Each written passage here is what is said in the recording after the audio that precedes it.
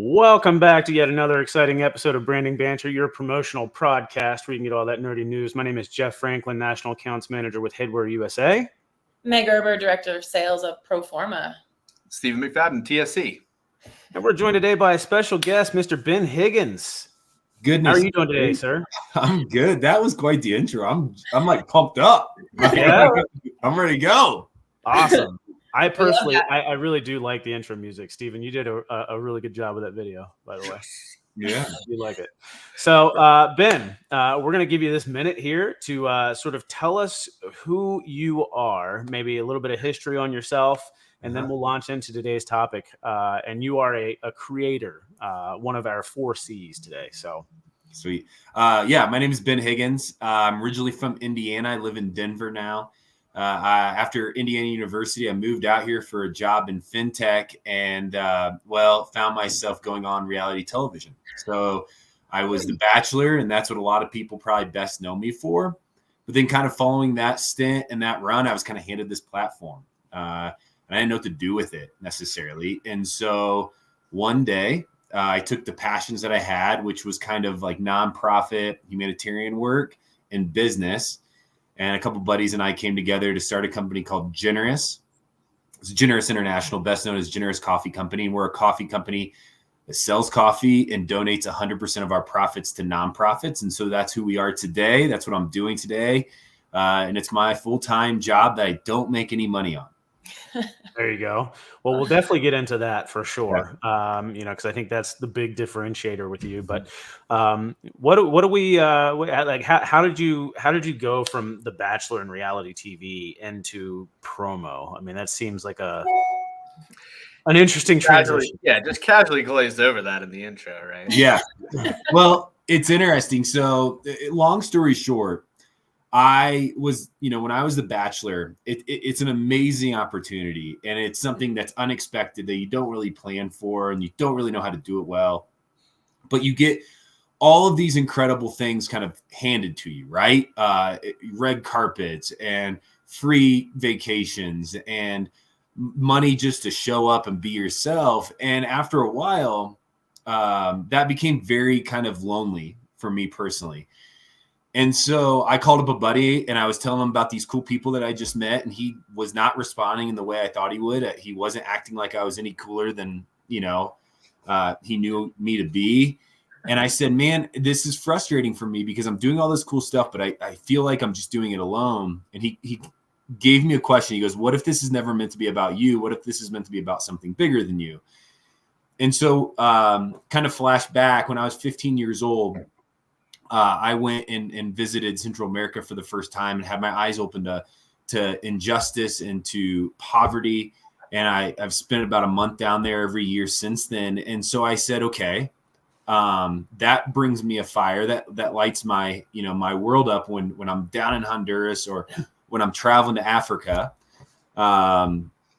And so what can I do now with this new platform to bring that into something that I also care about, which is business? So you asked about the promo space. We started Generous as a coffee company, as I said, to donate 100% of our profits to nonprofits. In order to do that well, we have to be a storytelling company. And so our bags and our packaging has to be all centered around story. And we kind of fell into the promo space because we're already telling stories well. It's kind of what we do. There's a lot of coffee companies out there. But what I think we do better than most is we make the client a hero. We like to highlight the client. We like to tell his client's story. We like to partner with them to do good in the world. And after a couple seasons of successful campaigns and corporate gifting, we said, well, let's transition now to make this kind of more formal process and get into the promo space because it's kind of a natural fit. It's something we're already doing and we're already built for. Very cool. Yeah. So tell us a little bit more about how you are you're the CEO of Generous Coffee, but you don't make any money doing it. So where does all the money go, Ben? Where does it go? Yeah, so I never will make money doing it. It's a passion project. So I'm actually the president. I hired somebody above me because I hired on a CEO who was a CEO of a very large insurance company through his 30s and kind of ran himself dry. And this is a big company. And he wanted a second chapter in life, and all worked out where Generous is kind of that second chapter, right? We needed to find people with unique skill sets, but also people that weren't needing to make a salary, especially at the executive level, in order to keep our model alive. He was the perfect fit. So I hired him to boss me around. And now I just get to talk about Generous for a living and do the fun stuff. So the way we've designed the business is in our bylaws. Again, we won't take a salary, and if the company sells, that money will be donated. So it's donated to human-focused organizations. So that's a lane that we stay in. They're sustainable in nature, and so there's a cyclical process. That a great example of that would be if you're doing poverty relief. You're not just going in and handing out food boxes. What they're actually doing is investing into the community. We like to work with organizations that are actually listening to the communities themselves and hearing what they need, what they want, what they dream of. And then the organization is kind of implementing how to help. Also effective and efficient with their funds. So to date, 7 years into this business, we've been able to give just about $200,000. And that's gone to over 25 different organizations, either through material gifts or financial donations. Wow. All right, so tell us about the products that you're selling that fall into these, because it's not just coffee, right? And then within the coffee, you have several different types of coffee. So we don't need to go into every single product, but tell us a little bit more about what else you have. Yeah, so we're best known for our coffee. So like, for example, right now we run a campaign called Highlight Hope. So every quarter we have 4 nonprofits that design a bag. They design the bag and it tells the story of the nonprofit. So this one right here is one at a time. I don't think you'll be able to see it too well.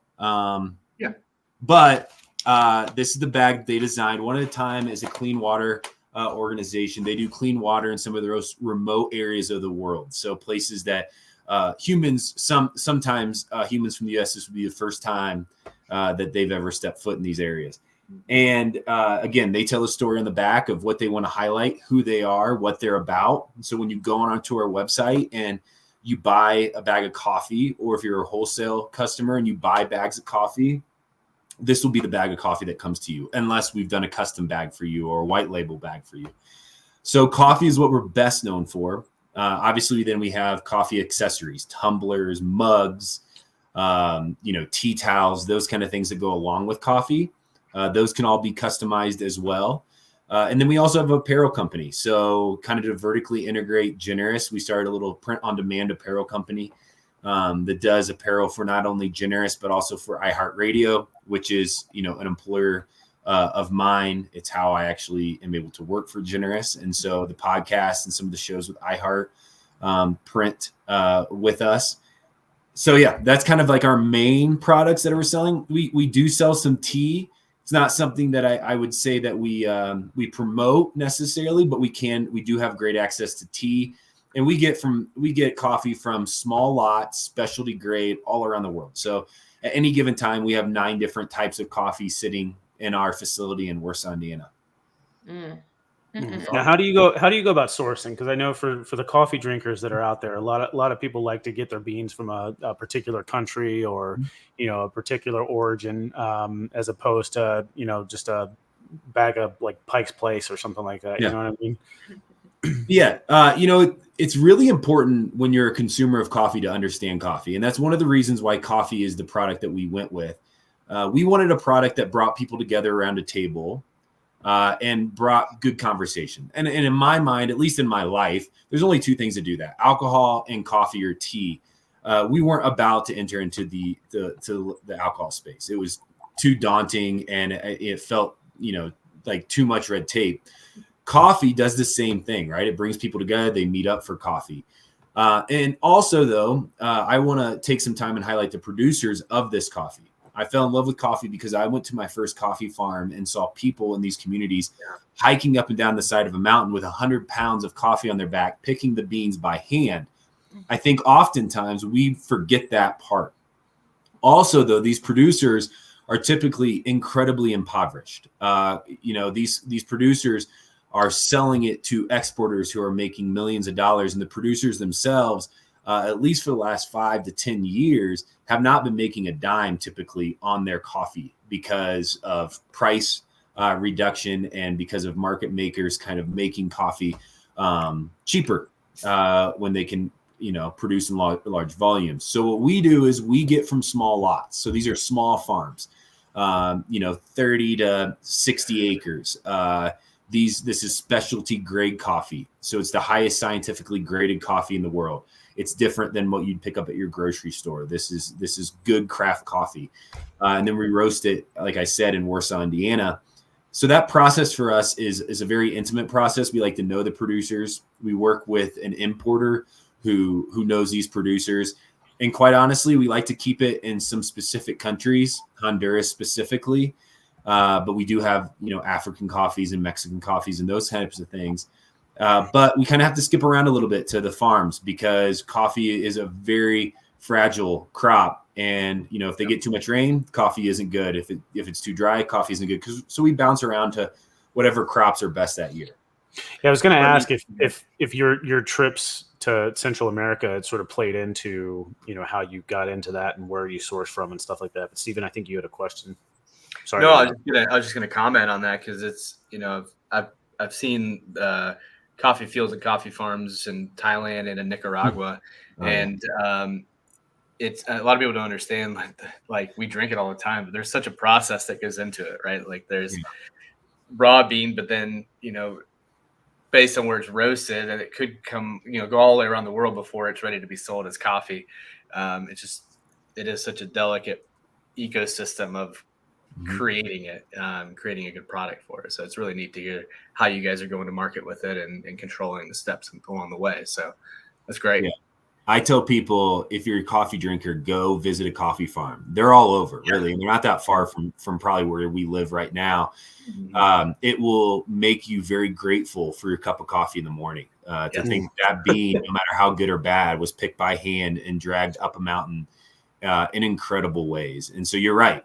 It is a incredibly complex system to get coffee to your cup, but we don't take it. We take it for granted often. I think that's one of our missions is to make people aware that, hey, we'll storytell with our bags and our packaging, but also there's a whole story behind the scenes with your cup. I love that because that story really brings back a return on emotion. And then people feel connected when they're doing, even if it's a small part of just buying a cup of coffee or the bag of coffee from you, it goes a long way. And I think people like to be a part of that. With that being said, what applications within this industry are you seeing the coffee placed in the promo space? So people are buying coffee for what, like wellness programs or HR or what? Tell me where you're seeing it. Yeah, definitely. Well, those two especially, but really, again, it goes back to what we're seeing in this space is companies wanting to tell a story and give a product that is just not a throwaway. And so coffee is a consumable. So yes, you're going to drink your coffee.